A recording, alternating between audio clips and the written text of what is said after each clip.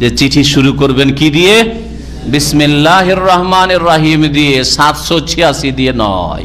ভালো করে মুসলিমরা শোনেন, 786 দিয়ে হিন্দুরা শুরু করে না, 786 দিয়ে ইহুদি খ্রিস্টানরা শুরু করে না, 786 দিয়ে জাহেল মূর্খ মুসলিমরা শুরু করে। হ্যাঁ, অথচ কোরআনে কারিমে আয়াত স্পষ্ট রয়েছে যে চিঠি লেখার তরিকা হচ্ছে বিসমিল্লাহির রহমানির রহিম দিয়ে শুরু করবে। নবী করিম সাল্লাল্লাহু আলাইহি ওয়াসাল্লাম সহিহ বুখারীর হাদিস রয়েছে, নবী সাল্লাল্লাহু আলাইহি ওয়াসাল্লামের আরো অন্যান্য হাদিসের কিতাবে এই হাদিস রয়েছে যে প্রত্যেক রাজাকে, বাদশাকে চিঠি লিখতে গিয়ে রাসূলুল্লাহ সাল্লাল্লাহু আলাইহি ওয়াসাল্লাম বিসমিল্লাহির রহমানির রহিম দিয়ে চিঠি লিখেছেন। আর লিখবেন 786, আল্লাহ পাকের কি করে রহমত হবে? আরো কি জানেন 786 মানে কি? ওরা মনে করেছিল, এই জাহেল মূর্খরা, যে 786 আমরা বিসমিল্লাহির রহমানির রহিম 19টা অক্ষর, আর 19টা অক্ষরের অঙ্ক বের করলাম। আর এই অঙ্ক বের করা অক্ষরের এটা আরবদের শিক্ষা না, এটা পারস্য শিক্ষা। আরো শুনে রাখেন, পার্সিয়ানদের শিক্ষা। ফার্সি ভাষায় আবজাদ, হাওয়াজ, হুত্তি এগুলির অঙ্ক ছিল, এটা ওরা জানতো, আরবরা কখনো জানতো না। নবী করিম সাল্লাল্লাহু আলাইহি ওয়াসাল্লামের আমলেও জানতো না, তারপরেও দীর্ঘদিন জানতো না যে আলিফ বা জিম দাল এগুলির অঙ্ক বেরোয়, এটা আরবদের নলেজে ছিল না। এই সভ্যতা কার কাছ থেকে নেওয়া? পার্সিয়ানদের কাছ থেকে নেওয়া, ইরানিদের কাছ থেকে নেওয়া, ফার্সি ভাষা থেকে নেওয়া। ফার্সি আলিফ বা তা এগুলিতে এই অঙ্ক রয়েছে, আর ওইটাকে ফিট করে দিল আরবিতে, আর ফিট করে দিয়ে অঙ্ক বের করলো।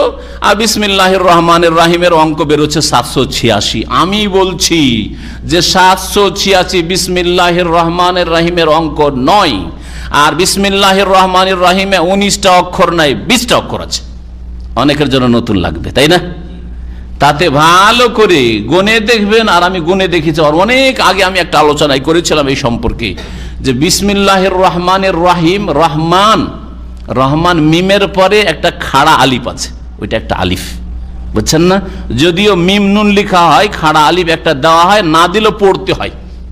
পড়তে হয় না? হয় না? রহমান পড়ছেন, রহমান তো পড়ছেন না, ঠিক না?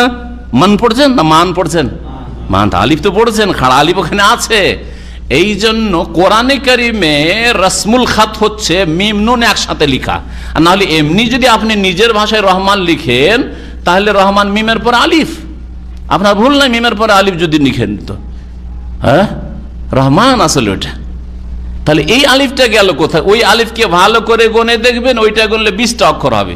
তাহলে 20টা, যদি আলিফ একটা বাড়লো মানে একটা নম্বর বাড়লো না বাড়লো না? নিলাম ইরানি, আমি সংখ্যাই নিলাম, এই গণনা আরবদের নাই, ঠিক আছে, ওই পারস্যদের কাছ থেকে নিলাম। তারপরে তো একটা অঙ্ক বাড়লো না বাড়লো না? এক যখন বাড়লো তো 786 প্লাস আর এক হইলো, তো কত হইলো? 787 হয়। যদি অঙ্ক বের করায় 787 হবে, 86 হবে না।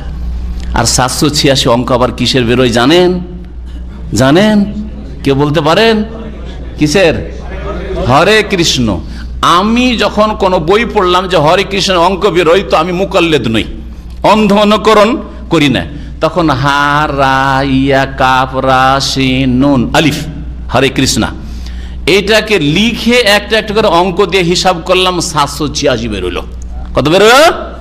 786। তার মানে যারা 786 তাদের ক্যালেন্ডারে লিখে, বাড়িতে লিখে, গাড়িতে লিখে, চিঠিতে লিখে, তারা কি লিখে? হরে কৃষ্ণ লিখে। যেই মুসলিম হরে কৃষ্ণ লিখে, সে মুসলিম থাকবে না মুশরিক হয়ে যাবে? বলুন তো দেখি, আপনারাই বিচার করেন। ওয়ালাকিন লা ইয়াশউরুন, কিন্তু অবুঝ মুসলমান বুঝে না, বুঝে না তাওহীদ, বুঝে না শিরক, বুঝে না সুন্নাত, বুঝে না বিদআত, বুঝে না কোরআনী আদর্শ। বিসমিল্লাহির রহমানির রহিম লিখবেন।